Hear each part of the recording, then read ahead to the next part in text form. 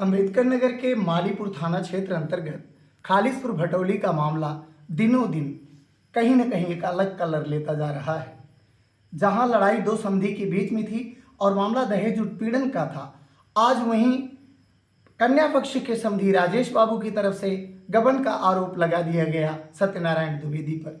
उस गबन के आरोप से बचने के लिए संघर्ष की कड़ी में उसे साबित करने के लिए जहां बीएसएस सुल्तानपुर का डॉक्यूमेंट जिन्होंने बताया है कि फला डेट में अमुक डेट में इन्होंने ड्यूटी करी है, इन्होंने सेवा दिया है और उसके बदले में भुगतान लिया है, तो दूसरी तरफ उसी डेट में उनके पैर का ऑपरेशन करने वाले कनक हॉस्पिटल के डॉक्टर आलोक पांडे छोटे से प्राइमरी बच्चे की तरह बस्ता लेकर भाग रहे हैं। नहीं गुरुजी नहीं, अपनी कॉपी नहीं दिखाऊंगा, ऐसे कैसे दिखा दूंगा।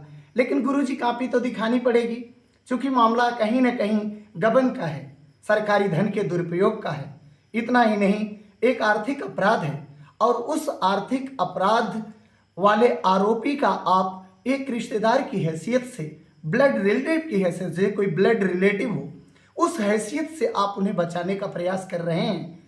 अगला आदमी आरोप लगाने के बाद जो साक्ष्य तलाश रहा है, जिसके पास आपके द्वारा दिया हुआ एक पेपर भी है जिसमें स्पष्ट है कि उस दिन कितने मरीज, कौन कौन से लोग वहां भर्ती थे और किस किस बिंदु के द्वारा आपको भुगतान किया गया है, वह पेपर जो ऑडिट हुआ होगा उसको आप सीएमओ के माध्यम से देने की बात की।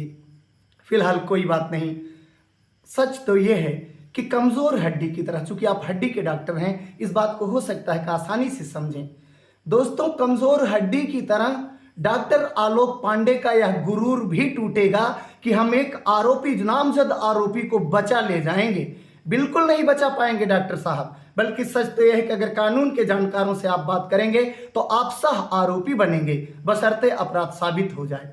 फिलहाल राजेश जी मौके पर बैठे हुए हैं और जी नमस्कार। हम ये जानना चाह रहे हैं कि उन पर, दुबे जी पर, जो आपके समधी साहब हैं, उन पर दो बहुओं ने एफआईआर किया है, जिसमें जितेंद्र मणिमाट साहब भी आरोपी हैं, जो उनके बेटे हैं। तो आप दोनों बेटियों का दर्द कहीं न कहीं एक परिवार से जुड़ा हुआ है। उस मामले में क्या हो रहा है, उस शिक्षिका के संदर्भ में कुछ बताएंगे? अब उस मामले में वही विवेचना चल रही थी, विवेचना का समय भी पूरा हो गया है जी। अब महिला थाने के एसआई धर्मेंद्र यादव जी विवेचना कर रहे हैं जी। हो सकता है चार्जशीट लगा दिए हों, जिसे बहुत ज्यादा जानकारी कोर्ट के बारे में। वंदना अग्रहरी जी ने आपकी चार्जशीट जो भेजी थी, उससे आप संतुष्ट हैं? खूब संतुष्ट तो इतना है कि आपसे बताएं क्या, लेकिन ये है कि शायद बता भी दिए हैं कि फर्जी गवाहों पर, फर्जी बयानों पर उन्होंने इतना तोड़ मरोड़ करके मुकदमे को कर दिया है कि अब कोर्ट पर हमको साबित करने में हमारी समस्या आ रही है कि हम कैसे साबित करें। आपके पास साक्ष्य डॉक्यूमेंट तो है? सारे साक्ष्य हैं। तो जिस दिन मामला अदालत में जाएगा, ये सब लाइन से खड़े होकर भारत माता की जय बोलते हुए, जय बोलेंगे ये लोग, इकट्ठे खड़े होकर के अपने गुनाह को कबूल करेंगे।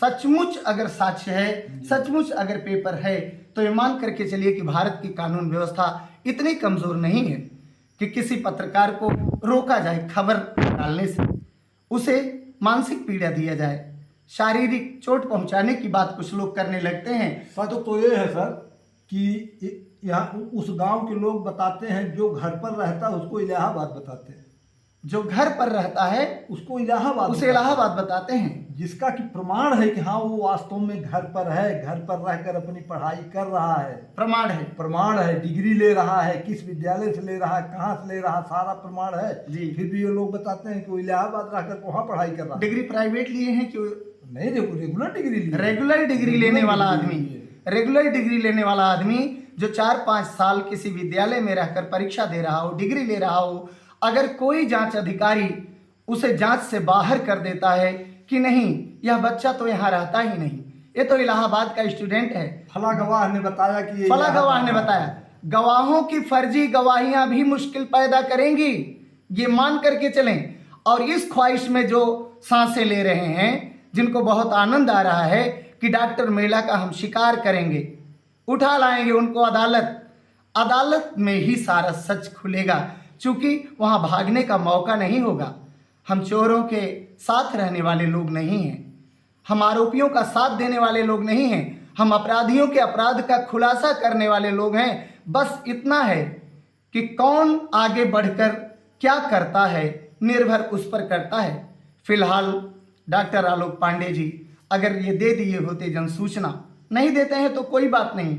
जन सूचना तो एक ऐसी चीज़ है कि वो चाहे जैसे मिलेगी, अगर वह जेन्युइन है तो, अगर वह देने योग्य है तो। और देने योग्य है कि नहीं ये कोई डॉक्टर नहीं तय करेगा, ये अदालत तय करेगी। आलोक पांडे जी मान कर चलिए काम होगा, बहुत काम होगा आपके अस्पताल में। और किस तरीके के अब तक इतने दुर्गम काम हुए हैं, कितनी मुश्किलें मरीजों के लिए खड़ी हुई हैं, कौन कौन सा गुल खिला होगा उसकी जांच बड़े पैमाने पर होगी। मेहनत करूंगा, रंग लाऊंगा, सामने आएगा वो हुनर, सामने आएगा वो हुनर कि किस दम पर कैसे बरगलाया जाता है किसी मरीज को, कैसे नुकसान पहुंचने के बावजूद कंप्रोमाइज किया जाता है, क्या क्या होता है।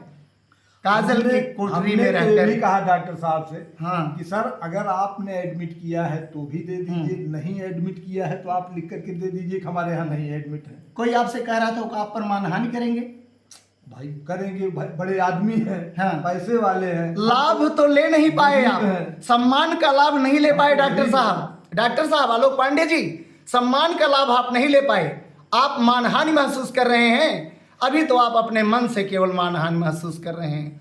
मानहानि तो तब होगी जब अपराध साबित होने के बाद आप सह अपराधी साबित होंगे, और वो वक्त मेरा वादा है आप अपनी हरकतों से लाएंगे। अगर आप नहीं लाएंगे तो मान के चलना कि 1988 से करने वाली मेरी पत्रकारिता व्यर्थ चली जाएगी।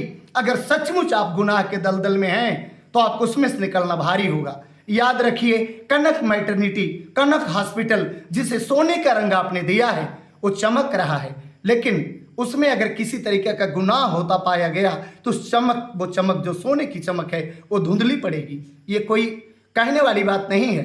मामला अदालत की चौखट तक पहुंचे, उसके बाद आप अपने सारे दस्तावेज लेकर के आएंगे, एक एक पन्ने को दिखाएंगे और मानहानि की परिभाषा क्या होती है इसका सही अर्थ आपको तब मालूम होगा। ये तो देखना है कि सच कहाँ तक कामयाब होता है, झूठ को कितना दबाया जा सकता है। दबाइए जनसूचना को, दबाइए जनसूचना को। एक आरोपी का साथ दीजिए, एक नामजद आरोपी का साथ दीजिए। कहाँ तक साथ देंगे साहब, अच्छी बात है। चलिए धन्यवाद, नमस्कार। मुलाकात होती रहेगी, काम होता रहेगा, हम आपके साथ हैं। डॉक्टर मेला, नमस्कार।